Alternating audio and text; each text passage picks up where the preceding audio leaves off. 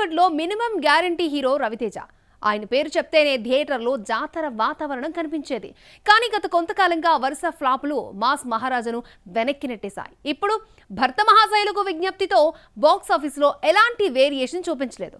Next project లో అయినా common audience ని మెప్పిస్తాడా? సంక్రాంతి సీజన్ లో భారీ పోటీ మధ్య విడుదలైన భర్త మహాశైలకు విజ్ఞప్తి ప్రేక్షకులను నవ్వించింది. రవితేజ వింటేజ్ కామెడీ టైమింగ్ మళ్ళీ స్క్రీన్ మీద కనిపించిందనే టాక్ వచ్చింది. కానీ కథా స్క్రీన్ ప్లే విషయంలో ఆడియన్స్ ను నిరాశపరిచింది.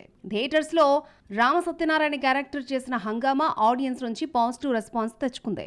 మరోవైపు ట్రేడ్ లో వినిపించే మాట ఏంటంటే రవితేజ గత కొన్నేళ్లుగా ఒకే తరహా కమర్షియల్ ఫార్ములాకి పరిమితమయ్యాడు. ఇద్దరు హీరోయిన్లు, routine action, same comedy track. Teaser నుంచి ట్రైలర్ వరకు అదే ప్యాటర్న్ రిపీట్ అవుతూ వస్తోంది. రవితేజ ప్రతి సినిమాలో ఒకే రకమైన బాడీ లాంగ్వేజ్, అదే లుక్ లో కనిపిస్తూ ఉండడం మైనస్ గా మారింది. దీంతో ఆడియన్స్ ఫ్రెష్నెస్ మిస్ అవుతున్నారు. సినిమాలోనూ అంతకు మించి ఏమీ ఉండట్లేదనే రివ్యూస్ పెరిగిపోయాయి. టైగర్ నాగేశ్వరరావు నుంచి మాస్ జాతర వరకు అన్ని భారీ డిజాస్టర్ సినిమాలే. అయితే భర్త మహాశైలకు విజ్ఞప్తిలో కొంత ట్రాన్స్ఫర్మేషన్ చూపించినా ఆశించిన సక్సెస్ మాత్రం రాలేదు. మాస్ మహారాజా స్పెషాలిటీ ఏంటంటే ఫ్లాప్లు వచ్చినా వెనక్కి తగ్గకుండా లైనప్ ఎప్పుడూ బిజీగా ఉండడం. ఇప్పుడైనా 77వ సినిమా RT-77 కి ఇరుముడి టైటిల్ ఫిక్స్ అయింది. శివ నిర్వాణ డైరెక్షన్ లో మైత్రి మూవీ మేకర్స్ నిర్మిస్తున్న ఈ సినిమా ఎమోషనల్ యాక్షన్ రివెంజ్ డ్రామాగా తెరకెక్కుతోంది. జనవరి 26 రిపబ్లిక్ డే స్పెషల్ గా ఫస్ట్ లుక్ రిలీజ్ కానుంది.